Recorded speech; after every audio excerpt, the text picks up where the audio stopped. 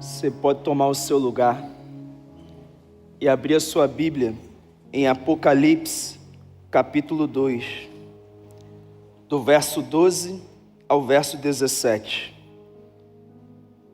Apocalipse, capítulo 2, do verso 12 ao verso 17. Eu quero ler a carta à igreja de Pérgamo, que diz assim: ao anjo da igreja em Pérgamo escreva: estas são as palavras daquele que tem a espada afiada de 2 gumes. Sei onde você vive, onde está o trono de Satanás. Contudo, você permanece fiel ao meu nome e não renunciou à sua fé em mim, nem mesmo quando Antipas, minha fiel testemunha, foi morto nessa cidade onde Satanás habita. No entanto, tenho contra você algumas coisas. Você tem aí pessoas que se apegam aos ensinos de Balaão, que ensinou Balaque a armar ciladas contra os israelitas, induzindo-os a comer alimentos sacrificados a ídolos e a praticar imoralidade sexual. De igual modo, você tem também os que se apegam aos ensinos dos nicolaítas. Portanto, arrependa-se, senão virei em breve até você e lutarei contra eles com a espada da minha boca. Aquele que tem ouvido, ouça o que o Espírito diz às igrejas. Ao vencedor darei do maná escondido, também lhe darei uma pedra branca com um novo nome nela inscrito, conhecido apenas por aquele que o recebe. Louvado seja o nome do Senhor. Que Ele nos revele a sua palavra nessa noite, amém? Meus irmãos, nós iniciamos no domingo passado a série que tem o tema Igreja Vencedora. Uma série tão importante, tão necessária para esse tempo. E é interessante que fica muito claro que Deus está nos movendo a entender com profundidade o que Ele espera de nós. Uma série que nasceu no meio do que a igreja brasileira está vivendo hoje. Perseguição, escândalos, heresias, disputas de poder e tantos outros desafios que nós temos acompanhado no meio da igreja brasileira. E essa é a terceira palavra. Nós não estamos falando aqui sobre o que as pessoas dizem que a igreja é ou deve ser, sobre o que as pessoas dizem que a igreja deve fazer ou está fazendo. Mas na verdade essa série tem o objetivo de responder o que Deus, o que Jesus, o que Ele espera da sua igreja nos últimos dias, da minha vida, da sua vida. E nós escolhemos para fundamentar essa direção as 7 cartas às igrejas do Apocalipse. E essas cartas são um diagnóstico espiritual. Na verdade, essas cartas não são apenas para as igrejas da Ásia Menor, mas elas são para nós hoje, para eu e para você. Jesus aponta nessas cartas condições espirituais, características, comportamentos que a igreja dele deve ter. Ele é muito direto, é muito claro. E nós iniciamos no domingo essa série com a igreja de Éfeso, uma igreja que perdeu o primeiro amor. Avançamos na quarta-feira às 20 horas para a igreja de Esmirna, uma igreja fiel, uma igreja poderosa. E hoje nós falaremos sobre a igreja de Pérgamo, conhecida como aquela que queria agradar a Deus e ao mesmo tempo queria agradar ao mundo. Essa era a realidade da igreja de Pérgamo, que ficava numa cidade que era um grande centro cultural da Ásia. Naquele lugar, eles tinham a 2ª maior biblioteca do mundo, que só perdia para a biblioteca de Alexandria. Inclusive, também naquela cidade, havia um trono ao paganismo. Era uma cidade voltada ao paganismo, fundamentada no paganismo. Pastor, o que é paganismo? É aquilo que fere o que é sagrado. porque é profano, é o que foge ao sagrado, aquilo que desagrada a Deus, aquilo que Deus não concorda, é o que é o paganismo. Em Pérgamo haviam diversos templos a deuses pagãos, como a grande construção a Zeus, um deus grego, como também o templo ao deus Esculápio, o deus da cura, o deus da medicina. Também havia ali o primeiro templo construído para a adoração do imperador César Augusto, e os habitantes tinham que ir ali e queimar incenso. Era lei, era uma obrigatoriedade em adoração, dizendo que César era o Senhor. Inclusive, queridos, Pérgamo significa cidadela, fortaleza, que se refere à sua posição elevada na localidade em que estava, uma posição privilegiada que permitia que aquela cidade se protegesse dos seus inimigos, porque conseguia antecipar a chegada delas. Uma cidade com um potencial incrível. E nessa cidade havia uma igreja cristã, havia uma igreja ali. E essa igreja enfrentava alguns problemas significativos. O primeiro problema era a perseguição intensa a um ponto do líder dessa igreja, Antipas, ser morto, assassinado, só porque decidiu que não negaria a Cristo. Era isso que aconteceu em Pérgamo. Mas havia um problema ainda mais grave. O principal problema em Pérgamo não era a perseguição externa, mas era a corrupção interna da igreja. A igreja estava começando a tolerar a influência do paganismo, que estava penetrando na igreja. Haviam pessoas ali que viviam uma vida mundana e ao mesmo tempo se afirmavam cristãs, pessoas que tinham compromisso com Cristo. Mas o paganismo já estava instalado naquela igreja, queridos. A coisa era complicada demais. Então Jesus manda que o apóstolo João envie uma carta àquela igreja, dizendo: olha, eu vejo fidelidade na vida de algumas pessoas, e ao mesmo tempo eu vejo contaminação na vida de outras pessoas. Há um problema sério em Pérgamo, e vocês precisam fazer uma escolha. Porque não dá para amar a Deus e ao mesmo tempo amar ao mundo. Não tem como servir a dois senhores. Vocês têm que fazer uma escolha. E queridos, eu faço uma pergunta: será que o Espírito de Deus não está hoje dizendo o mesmo para nós? Para mim, para você, para a igreja brasileira, para a igreja Atitude? Será que não é um fato em que nós vivemos um tempo em que as pessoas querem seguir a Jesus sem abandonar os seus pecados? Querem viver a mesma vida, mas ter a bênção de Deus? Querem ser cristãos na igreja, mas mundanos no trabalho, na família, nos negócios, nos relacionamentos, na vida fora do contexto eclesiástico?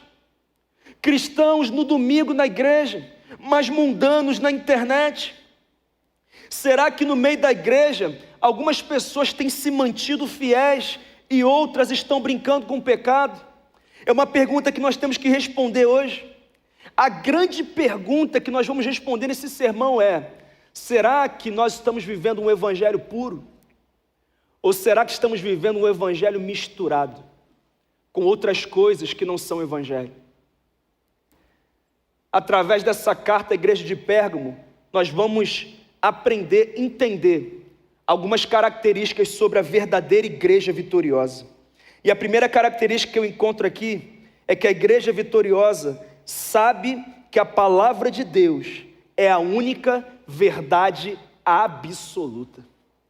Você pode ler comigo o verso 12? Que diz assim: ao anjo da igreja em Pérgamo, escreva: eis o que diz aquele que tem a espada afiada de 2 gumes.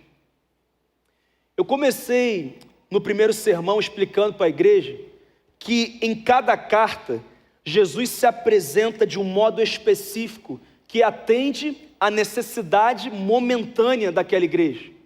Jesus é muito específico. Na nossa vida é assim também. Ele se apresenta a cada um de nós conforme a nossa necessidade. É assim que ele se revela.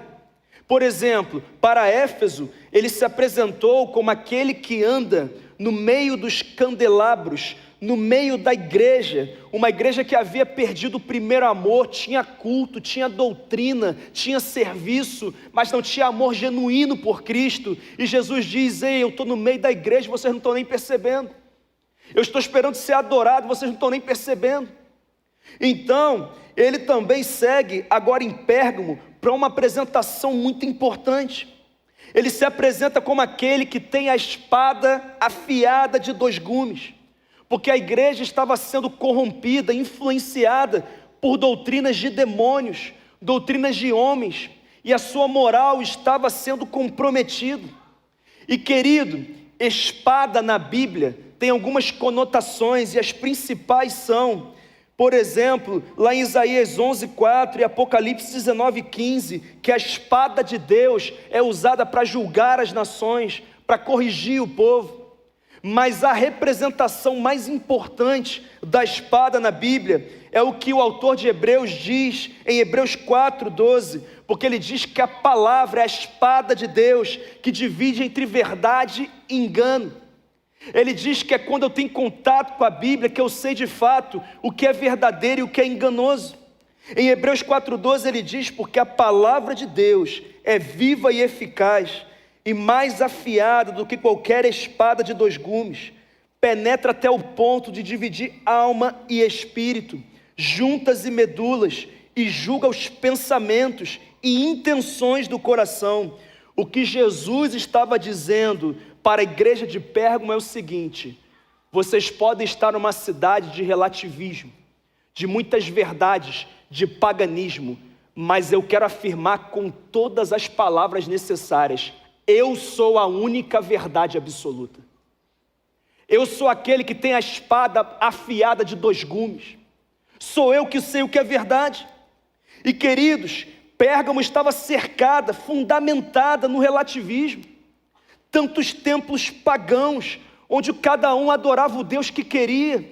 No templo a Zeus, ele era o Senhor. No templo a Esculápio, ele era o Senhor. No templo a César Augusto, ele era o Senhor. Cada um buscava o seu Deus, a sua verdade, o seu interesse. Sabe essa conversa fiada de que todos os caminhos levam a Deus?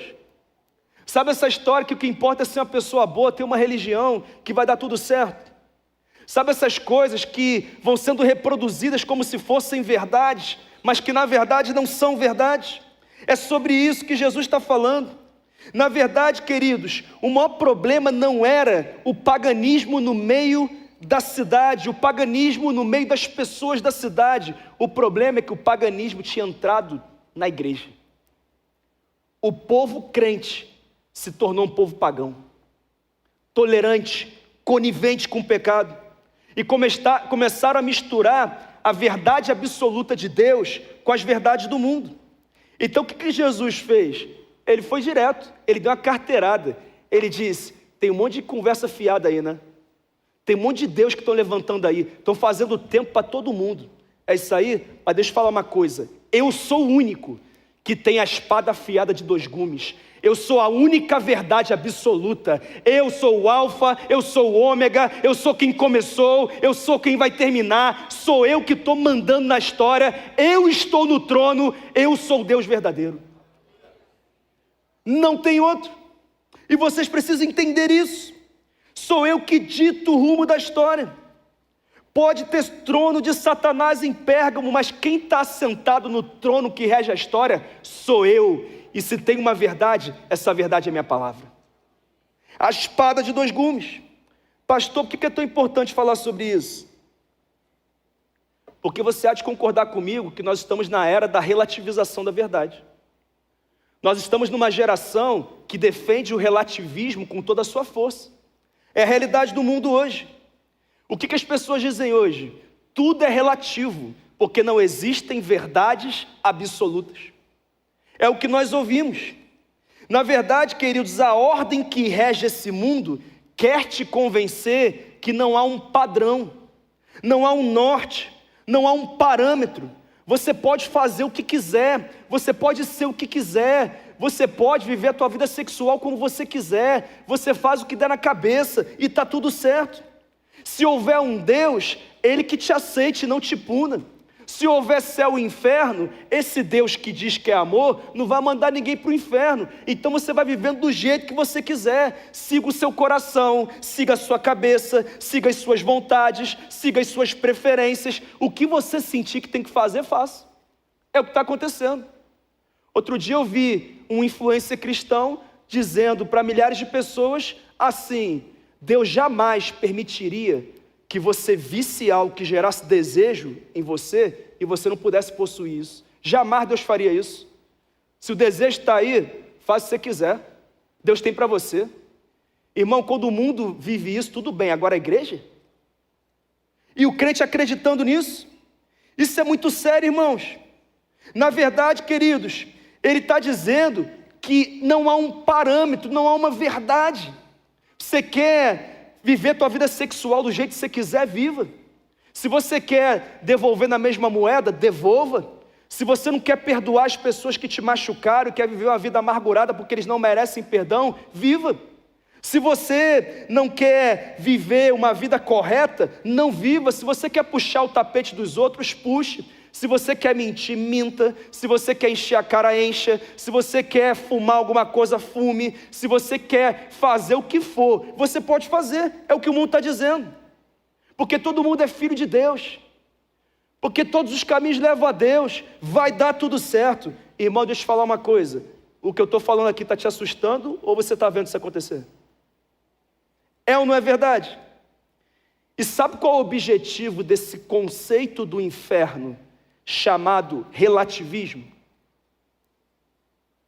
É que você tenha como fundamento da sua vida uma verdadeira areia movediça, que parece que é chão, mas na verdade é um buraco que a qualquer momento vai te engolir. Vai engolir a tua fé, vai engolir a tua família, vai engolir as tuas emoções, vai engolir o teu dinheiro, vai engolir a tua esperança pela volta de Cristo, vai engolir a tua alegria da salvação, vai acabar com você. Porque ao mesmo tempo que você faz tudo o que quer, porque tudo serve para você, nada te satisfaz. O mundo começou em Gênesis com 2 gêneros, homem e mulher. Hoje, 2025, tem mais de 70. E é o que está acontecendo. E não vai parar. Porque o ser humano não consegue se satisfazer.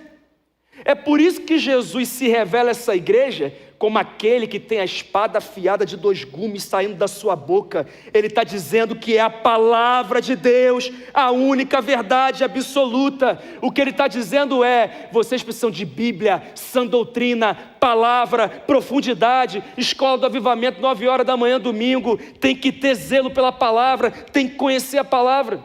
É o que ele está dizendo. Às vezes pergunta assim: pastor, mas é tanta coisa aí que eu ouço, tanta coisa que aparece, e como é que eu vou saber o que é verdade? É simples. Você vai pegar a espada e vai abrir. O que tiver em concordância com o que está aqui, você recebe. O que não tiver, você rejeita. Porque aqui nas minhas mãos está a única verdade absoluta que nós temos nesse mundo. A santa palavra do Deus vivo. É aqui o manual. Não tem outro, é desse jeito. Basta conhecer a verdade. Ele diz que ela penetra ao ponto de dividir alma e espírito, juntas e medulas, julga os pensamentos, as intenções do coração. Ele está dizendo que quando você tem contato com a palavra, o Espírito Santo te diz o que você está fazendo ou o que você está pensando em fazer é emocional ou é espiritual. E aí você decide agir de forma espiritual, porque você está entendendo o que Deus espera da sua vida. Quem entendeu isso aqui, gente? Aonde isso, pastor? Na palavra. Posso resumir esse ponto? Jesus está dizendo assim: o que eu digo que é, é. O que eu digo que não é, não é. A minha palavra é uma verdade absoluta. Ela não precisa ser melhorada, atenuada, reinterpretada, ajustada. Ela tem que ser obedecida. Eu sou aquele que tem a espada afiada de 2 gumes que sai da minha boca. Louvado seja o nome do Senhor. É a palavra. Mas segundo, eu aprendo nesse texto mais um princípio, mais uma característica da igreja vitoriosa. Permanece fiel, mesmo em um mundo corrompido pelo mal. Vamos ler os versos 13 a 15, por favor, que dizem assim: sei onde você vive, onde está o trono de Satanás. Contudo, você permanece fiel ao meu nome e não renunciou à sua fé em mim, nem mesmo quando Antipas, minha fiel testemunha, foi morto nessa cidade onde Satanás habita. No entanto, tenho contra você algumas coisas. Você tem aí pessoas que se apegam aos ensinos de Balaão, que ensinou Balaque a armar ciladas contra os israelitas, induzindo-os a comer alimentos sacrificados a ídolos e a praticar imoralidade sexual. De igual modo, você tem também os que se apegam aos ensinos dos nicolaítas. Irmãos, agora Jesus está deixando claro para essa igreja algo muito importante.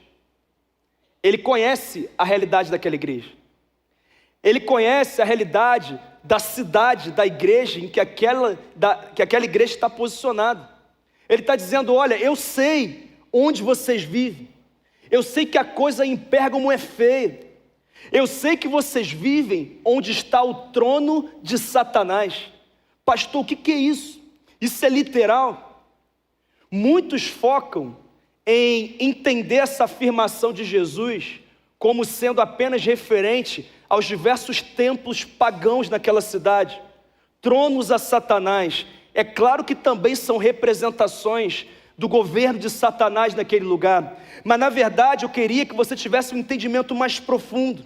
Na verdade, quando ele fala do trono de Satanás, ele não está falando apenas de um trono físico, mas de um trono espiritual. Como assim, pastor? Quando você pensa em trono, você pensa em quê?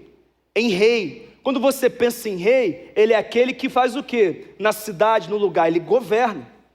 Então o que ele está dizendo é muito simples.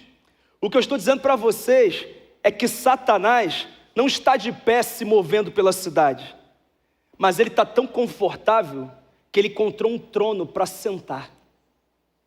Ele está confortável em Pérgamo. E ele governa as leis, ele governa os manuais, ele governa a sociedade, ele governa os relacionamentos, as famílias. E ele está estabelecendo a ordem dele nessa cidade, porque essa cidade levantou um trono para ele. Satanás está confortável, ele está sentado nessa cidade. Mas queridos, entenda uma coisa, não é apenas na cidade. Infelizmente, Satanás estava encontrando espaço na igreja. Ele estava governando alguns crentes naquele lugar. E o que Jesus está dizendo é: Satanás encontrou espaço, ficou confortável e vocês estão caindo nessa. E vocês estão aceitando isso. Posso ser bem claro com você agora? O problema do Brasil não é Brasília. O problema do Brasil não é o carnaval. O problema do Brasil não é o terreiro. O problema do Brasil é que há um trono para Satanás nessa nação. Ele está confortável. Ele cria a lei e manda prender, irmão. Ele faz o que ele quer. Ele tem liberdade. Ele tem espaço. Ele tem domínio. E é ele que tem ditado a ordem nessa nação. Há um principado de corrupção nesse país, um principado de imoralidade sexual nesse país, que tem governado as famílias, os lugares, as cidades, e só há uma forma desse principado ser destronado: se a igreja se levantar com santidade, poder e autoridade. Se a igreja tomar uma posição, irmão, se a igreja sair das quatro paredes, se a igreja viver o evangelho de forma genuína, não tem outra forma. Isso é tão sério. Mas querido, eu queria que você entendesse que a corrupção está instalada, não é Brasília, é na vida de um monte de gente. Normal. Mas é aí que está a grande questão. Porque Jesus, nesse ponto, ele está dizendo assim: tem uma coisa que está me chamando a atenção. Porque todo mundo está na mesma cidade, passando pelo mesmo nível de perseguição, sendo pressionado na mesma intensidade, mas eu encontro na igreja crentes fiéis e crentes que estão brincando com o evangelho. que está acontecendo então? Se a cidade é a mesma. Como assim, pastor? Ele fala de Antipas, e você leu isso. Antipas era o bispo de Pérgamo. Forçaram ele a negar Jesus, ele disse, eu não vou negar. Colocaram ele dentro de um boi de bronze, cheio de óleo, aqueceram e queimaram ele vivo dentro do boi, irmão. E aí Jesus diz assim, enquanto eu vejo Antipas morrendo como um servo fiel, eu vejo outros crentes aí que estão brincando com o pecado. Coisa muito séria. Que pecado, pastor? Ele fala que havia ali em Pérgamo alguns que se apegaram aos ensinos de Balaão e outros que se apegaram aos ensinos dos nicolaítas. E ele estava dizendo, olha, não está fazendo sentido, porque na mesma igreja tem crente fiel e tem crente fake, que está brincando. Pastor, como assim? Deixa eu te falar uma coisa aqui. Satanás tentou destruir a igreja matando o líder dela. Mas ele não tinha entendido uma coisa: perseguição não destrói a igreja, pelo contrário. Em todos os períodos da história que a igreja foi intensamente perseguida, ela cresceu, foi avivada, foi transformada, foi impactada. Então Satanás entendeu que a perseguição externa não é suficiente para destruir. E já que eu não consigo destruir pelo lado de fora, então eu vou tentar corromper pelo lado de dentro. Eu vou tentar quebrar os princípios, os valores. Eu vou levar o paganismo para dentro da igreja. Você não vai sair da igreja, mas você vai viver como um pagão, que ao mesmo tempo vive como um cristão. Sabe, ele não destrói teu casamento, mas ele te induz a viver a masturbação, a pornografia, o adultério. Você está casado, está com a aliança no dedo, não divorciou, mas está vivendo o paganismo. Está vivendo uma loucura. Essa é a estratégia de Satanás. É muito simples. A mensagem de Satanás não é assim: deixe o cristianismo e abrace o paganismo. Porque se ele dissesse para você, fica muito na cara. Sabe qual é a mensagem dele? Que tal misturar o cristianismo com o paganismo? Você pode continuar adorando Jesus no domingo, e você pode adorar Mamon a semana inteira também. Você pode continuar adorando Jesus na tua célula, e ao mesmo tempo você adora os seus prazeres e a sexualidade do jeito que você quiser. Você pode fazer o que quiser, está tudo bem, porque você está na igreja, você é crente. Sabe, adore Jesus, mas ao mesmo tempo dependa emocionalmente do seu namorado, e está tudo bem. Adore a Jesus, vá à igreja domingo e o resto da semana, o que você tiver vontade de fazer, faça. Misture o santo com o profano. Sabe, toca no louvor, no domingo na igreja, e sábado toca no mundo, está tudo bem, porque domingo você estava lá, está tudo certo. E ele vai misturando de uma forma muito leve, muito perspicaz, e ele diz, olha, pode ir para a igreja, e ao mesmo tempo aceita esses convites, desses grupos de irmandade, desses grupos que dizem que não é religião, tem Bíblia lá dentro também, e assim você fica ali, você é honrado por esse convite, e você vai vivendo ali, porque você é membro, você é crente, e você pode viver isso também. Irmãos, Jesus está sendo muito direto. Do que ele está falando aqui? Quando Satanás não consegue destruir por fora, ele corrompe por dentro.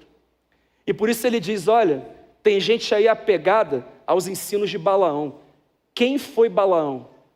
Balaão, lá em Números de 22 a 25, você pode ler a história dele. Ele era um profeta mercenário. Balaque, que era o rei dos Moabitas, chegou para ele e falou, Balaão, vou te dar um dinheiro aqui para você amaldiçoar o povo de Deus. O que você acha? Balaão aceitou. E ele tentou amaldiçoar o povo de Deus. E ele tentou, não conseguiu, foi tentar de novo. Até uma mula falou com ele, lembra dessa história? A mula de Balaão. Não conseguiu, irmão. E quando ele não conseguiu, ele voltou até Balaque e falou, aqui eu tentei, mas não dá para amaldiçoar aquilo que Deus abençoou. Querido, entenda uma coisa, você está com medo do que estão fazendo contra você, os trabalhos que estão fazendo contra você, a magia negra, as ofensas, ameaças, ei, não dá para amaldiçoar aquilo que Deus abençoou, irmão. Não dá. Você tem que tomar posse da tua autoridade em Cristo. Você foi selado pelo Espírito Santo, que é o penhor da herança. A herança não é só o céu, a herança é a autoridade na terra, irmão. E você tem que entender isso. Mas Balaão induzido por Satanás, ele teve uma ideia.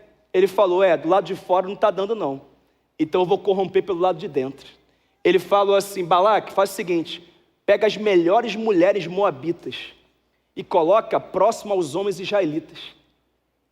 Fala para elas seduzirem eles. E quando eles se deitarem com elas, se casarem com elas, eles vão corromper o povo. E sabe o que vai acontecer? Eles vão quebrar uma lei que diz que o povo de Israel não pode se casar, se relacionar com povos pagãos. Então, além da imoralidade sexual, sabe o que vai acontecer? Eles vão se tornar adoradores de deuses pagãos. E sabe o que aconteceu, irmão? Exatamente isso. Os homens de Israel caíram na tentação da imoralidade sexual, se deitaram, casaram, e as mulheres moabitas convenceram os homens israelitas a adorar os deuses delas. Uma loucura. Era povo de Deus ainda? Era. E ao mesmo tempo era povo que adorava Baal, Moloque e tantos outros deuses. Uma loucura, irmãos. Uma loucura. Eu quero falar duas coisas sobre isso. Primeiro, Balaão prostituiu o seu chamado profético. E sabe qual é o nosso problema? Algumas pessoas estão prostituindo a sua fé para não perder seguidor, para continuar vendendo, para não perder engajamento. Algumas pessoas estão prostituindo os seus dons e talentos para ganhar um dinheirinho a mais, sexta-feira, sábado à noite. Algumas pessoas estão prostituindo o seu chamado para terem benefícios, para ter algum tipo de prazer, de status. É isso que está acontecendo. Sabe, pastor, eu sou de Deus e eu sou das minhas vontades ao mesmo tempo, está tudo bem. Sabe, eu faço a festa de casamento, o pastor libera uma bênção, depois eu chamo o DJ, pode tocar o que quiser, que agora a noite é nossa. E o Deus que entrou vai embora, porque ele não participa, não há comunhão entre luz e trevas, não tem como. E sabe, queridos, isso é tão sério, Inclusive, em Pérgamo, os crentes estavam participando das festas pagãs, dos rituais pagãos. Por quê, pastor? Para manter a posição social, para ficar tudo bem. Comer carnes sacrificadas a ídolos nem era o maior problema. O maior problema era a comunhão deles com deuses pagãos. Uma coisa assustadora. Pastor, e os nicolaítas que ele cita aí? Nicolau foi um cara que se converteu ao cristianismo. Ele queria servir Jesus, mas ao mesmo tempo ele era apaixonado por uma mulher que não era esposa dele. E ele vivia em adultério. Então ele criou uma doutrina. Que doutrina é essa? Corpo e espírito são coisas diferentes, não se conectam. Então o que você faz no corpo não interfere no espírito. Então você pode fazer o que quiser com o teu corpo e vai ficar tudo bem. Ele criou uma doutrina para amaciar o pecado dele. Foi o que ele fez. Enquanto a Bíblia diz, quando Paulo escreve aos Coríntios, assim, vocês não sabem que o corpo de vocês não é de vocês, mas vocês são templo do Espírito Santo, portanto glorifiquem a Deus com o corpo de vocês. Mas ele ignorou esse texto. Inclusive ele usou um outro texto poderoso para poder criar uma outra doutrina. Que doutrina é essa? Quanto mais você pecar, melhor, porque mais evidenciada será a graça de Deus. Porque onde abundou o pecado, superabundou a graça de Deus. Tem até Bíblia, irmão. Meu Deus, impressionante. Que homem inteligente. Só que não, né? Porque a coisa ficou feia para ele. Porque Tiago 4,4 diz que a amizade com o mundo é inimizade com Deus. A graça de Deus não é o que Nicolau está dizendo, mas é o que Paulo diz quando escreve ao seu filho na fé Tito, em Tito 2, 11 e 12, onde ele diz assim: pois a graça de Deus se manifestou salvadora a todos os homens. Se manifestou o quê? Aqui está a primeira perna da graça. A graça, quando entra na nossa vida, nos salva. Entrega uma página em branco para a gente. Vocês podem começar uma nova vida agora. Seus pecados foram perdoados. Mas olha a sequência do texto aqui. Tem a segunda perna da graça. Ele diz assim: ela nos instrui a renunciar à impiedade, aos desejos mundanos e a viver de maneira sensata, justa e piedosa nesta era presente. Agora ele apresenta a segunda perna da graça, que é nos ensinar a viver em santidade. Então a graça nos salva e nos ensina a viver em santidade. Não tem como a graça entrar e só salvar, irmão. Se não está ensinando a viver em santidade, a graça nem entrou. Essa é a verdade. Porque ela tem um ministério duplo, salvar e santificar. Quem é que está entendendo, gente? Eu te faço a pergunta, será que você tem permitido que valores do mundo influenciem a sua fé? Será que você tem permitido que falsas doutrinas agora se tornem verdadeiras para você? Será que você está misturando evangelho com o mundo? Será que você está afastado do Senhor em alguma área? Será que você tem feito concessões em algumas questões da sua vida que você não deveria fazer? Mas em penúltimo lugar, eu aprendo um terceiro princípio, eu aprendo uma terceira característica na igreja vitoriosa. Ela ama o pecador sem ser conivente com o pecado. Olha o que diz o verso 16. Portanto, arrependa-se, senão virei em breve até você e guerrearei contra eles com a espada da minha boca. Quem tem ouvidos, ouça o que o Espírito diz às igrejas.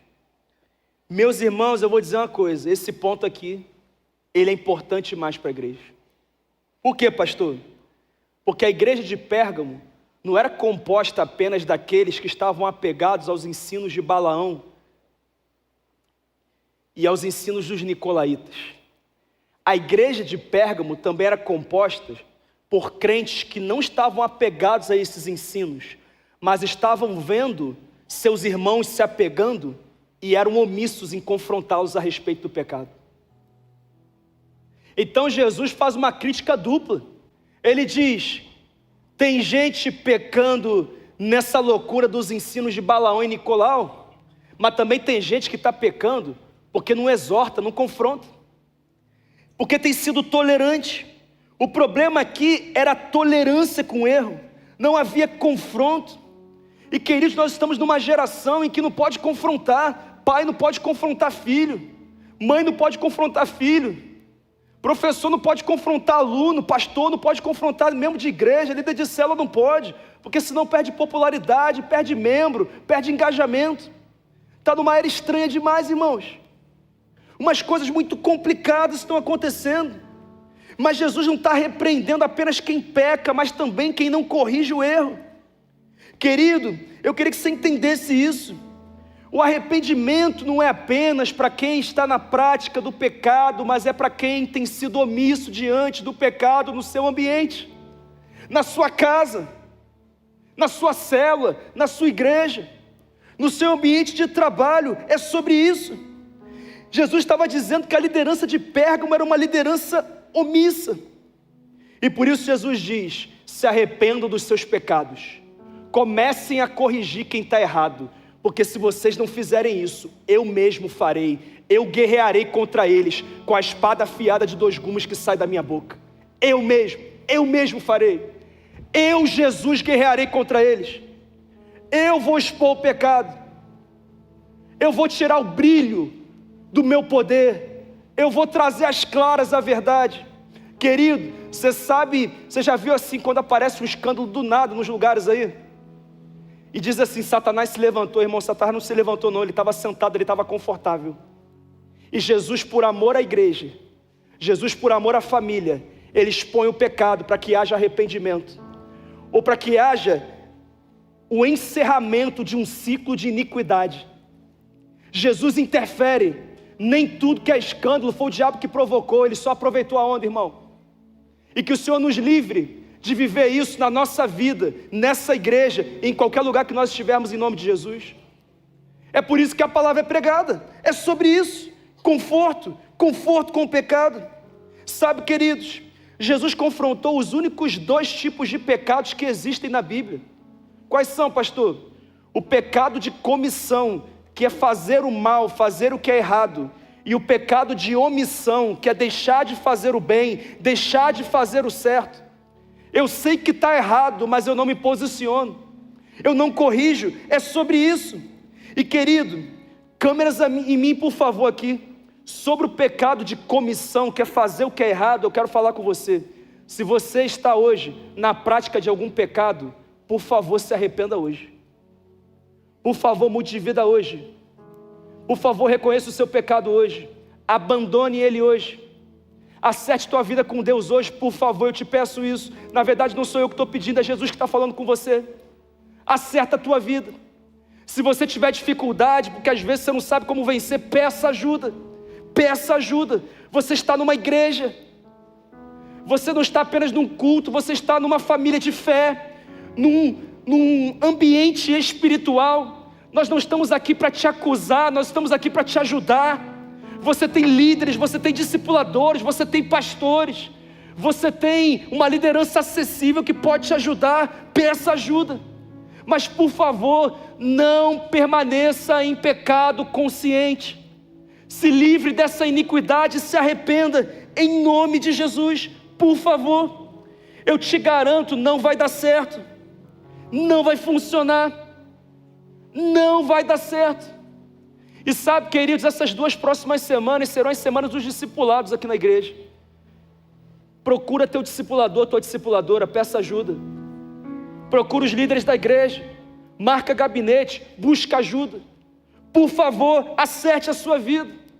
Lá em Provérbios 28:13 tem algo que o diabo não quer que você saiba, mas eu vou contar para você. Quem esconde os seus pecados não prospera, mas quem os confessa e abandona encontra misericórdia. Você não está num ambiente de acusação, você está num ambiente em que a misericórdia de Deus está a ponto de ser liberada. Você só precisa se arrepender, você só precisa confessar, decidir mudar de vida.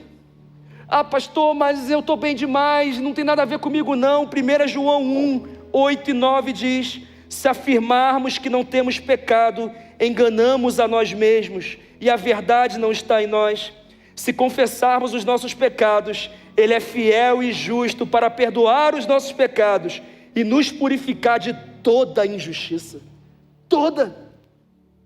Ele quer perdoar a todos aqueles que estão vivendo na prática do pecado. Mas, querido, Jesus foi além, porque Ele critica um outro tipo de pecado, o pecado de omissão. A liderança em Pérgamo, os membros da igreja em Pérgamo estavam falhando em corrigir aqueles que ensinavam doutrinas malditas, aqueles que viviam apegados a doutrinas malditas. E eu queria que você entendesse uma coisa: omissão é pecado. Tiago 4,17: aquele que sabe fazer o bem, que sabe fazer o certo e não o faz, comete pecado. Comete pecado. Eu quero falar agora com os líderes da igreja. Por favor, se você lidera algo na igreja, olha para mim agora. Se dentro do teu contexto ministerial tem alguém vivendo iniquidade, o que Jesus está dizendo é que Ele espera que você confronte em amor essa pessoa. Você é líder dela, você tem responsabilidade espiritual sobre ela. Você não pode ser conivente com o que está acontecendo. Você não pode achar que toda repreensão, exortação e confronto vai vir do púlpito de domingo. Não é tudo sobre o pastor Bruno. Eu sou igreja, você também é igreja. Eu preciso confrontar e você também precisa. Você precisa fazer a sua parte. Você foi levantado por Deus para ser um líder nessa igreja. Eu, como pastor dela, permiti, acreditando que você levaria isso muito a sério, entendendo que às vezes você vai ter que falar as coisas que as pessoas não querem ouvir, mas porque elas vão ouvir e vão se arrepender, a vida delas vai ser abençoada. E elas vão reconhecer a tua autoridade espiritual sobre a vida delas. E vai dizer: a Ele eu posso ouvir porque Ele me abençoa. Porque Ele fala o que ninguém fala. Ah, pastor, não, mas eu vou ficar orando para que o Espírito Santo revele a ele. Irmão, deixa eu te falar uma coisa. Às vezes o Espírito Santo pode até revelar, mas muitas vezes o Espírito Santo usa um irmão em Cristo, um líder, para revelar algo. E é isso que a gente tem que fazer. Quem é que está entendendo, queridos?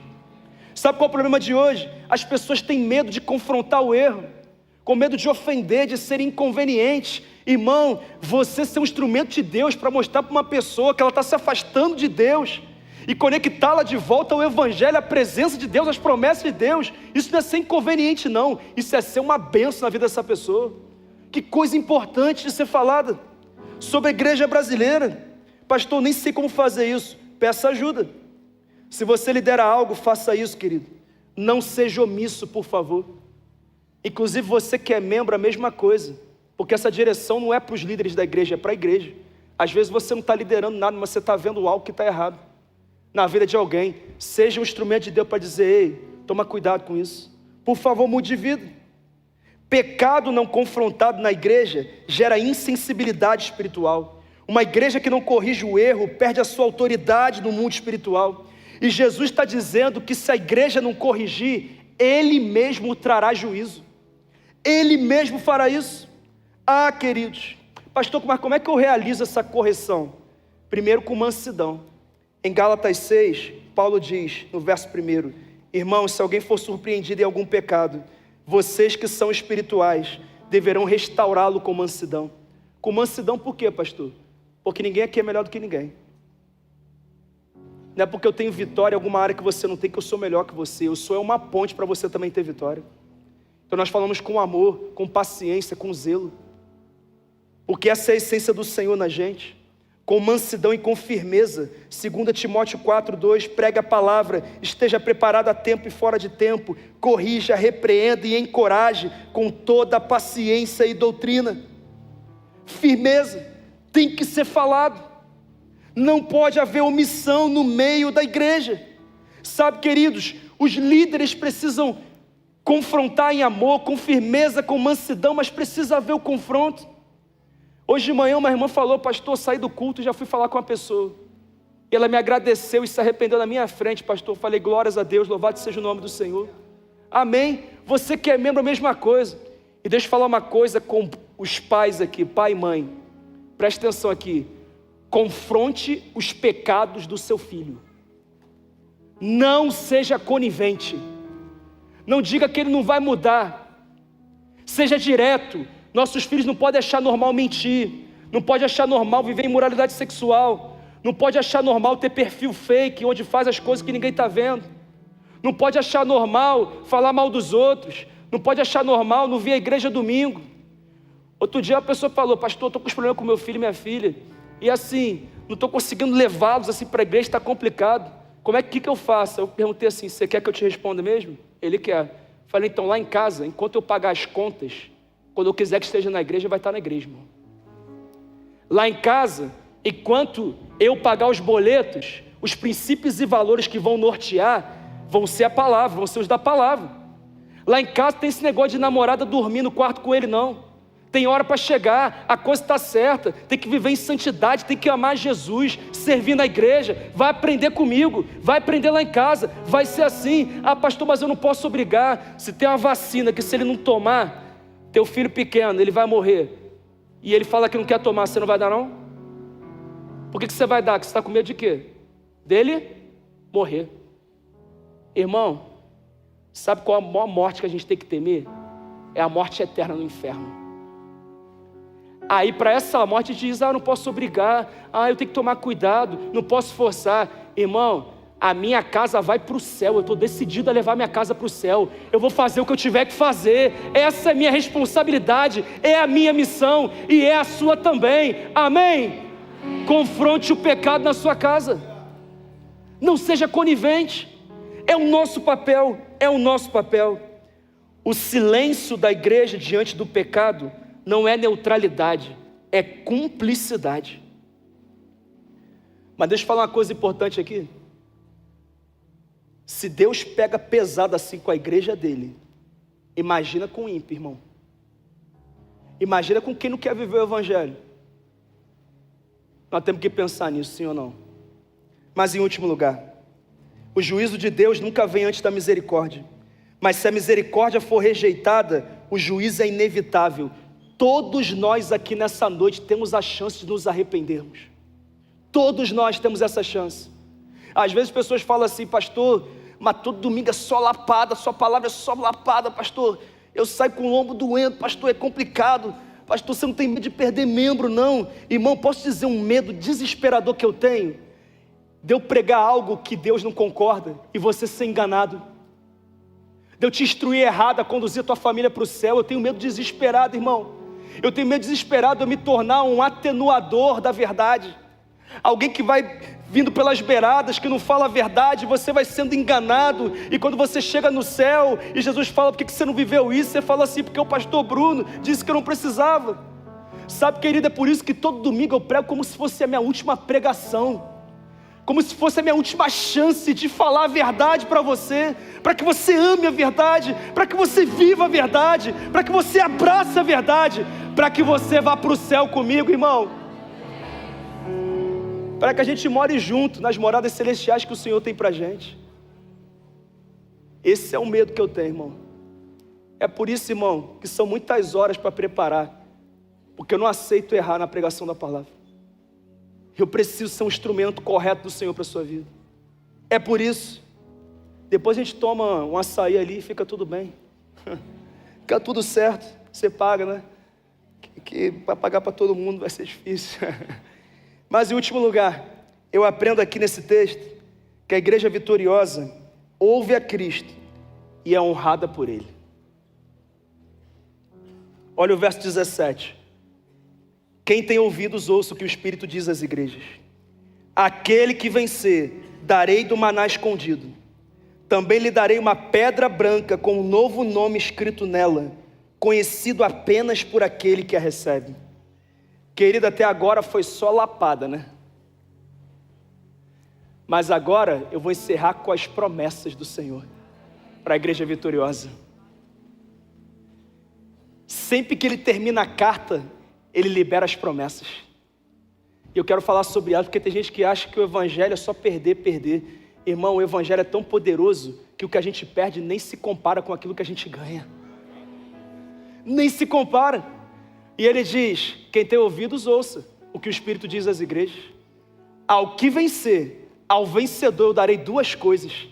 O que, pastor? Primeiro, eu darei o maná escondido. O que era o maná? O maná era o alimento que Deus deu ao seu povo durante os 40 anos de peregrinação no deserto. Eles acordavam, tinha comida suficiente para eles, que caía do céu, uma coisa sobrenatural.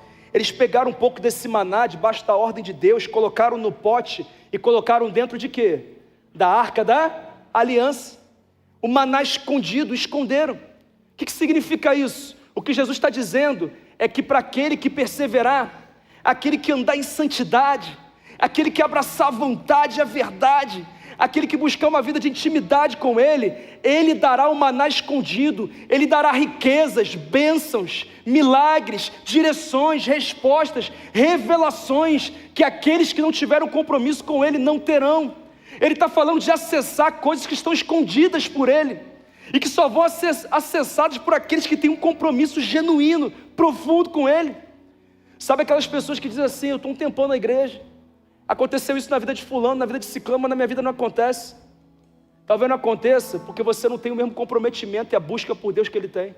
A Bíblia diz, não zombe de Deus, tudo aquilo que o homem semear, isto também colherá. Aquele que semeia para a carne, da carne colherá destruição, e aquele que semeia para o Espírito, do Espírito colherá a vida eterna. É uma direção, é semente. O que ele está dizendo é, quanto mais você buscar, quanto mais você se dedicar, mais próximo você estará de acessar as riquezas que estão escondidas por mim. Eu quero acessar as riquezas escondidas por Ele. Quem aqui quer acessar o maná escondido? Eu creio que essa igreja acessará revelações ocultas a homens que não caminharam com Ele, mas reveladas àqueles que têm compromisso com Ele. Eu creio num 2025 de maná escondido sendo liberado aqui. Eu creio nisso. Ele também diz que ao vencedor entregará uma pedra branca. O que significa isso? 3 coisas. Naquela época, a pessoa que era absolvida num julgamento ganhava uma pedra branca dizendo, aqui, tua dívida está paga, está resolvido, você está liberado. Ele está dizendo que aquele que tem compromisso, que é o vencedor, tem todo o seu escrito de dívida pago, está liberado, o sangue de Jesus te purificou de todo o pecado, não há mais acusação, condenação contra você, louvado seja o nome do Senhor. A pedra branca também era usada como um convite para banquetes especiais. Sabe o que Jesus está dizendo? Talvez você não tenha sido convidado para os banquetes dos reis dessa terra, mas eu estou te entregando essa pedra, porque no meu banquete, o banquete do Rei dos Reis. Você está convidado, tem um lugar para você. Aleluia, aleluia. E eu darei a você um novo nome. Qual o seu nome hoje? É Barone? Cláudia? Luísa? Cris? Renildo? Esse é o teu nome hoje. Mas ele está dizendo que quando você vencer, você vai receber um novo nome. Sabe que nome é esse? É filho, herdeiro, morador do céu, morador das moradas celestiais, filho bendito de meu Pai. Eu estou te esperando, vem me encontrar. O céu é para você, a glória é para você. Eu te dou um novo nome, eu te dou um novo nome. Quem quer um novo nome aqui? Eu quero, irmão, eu quero.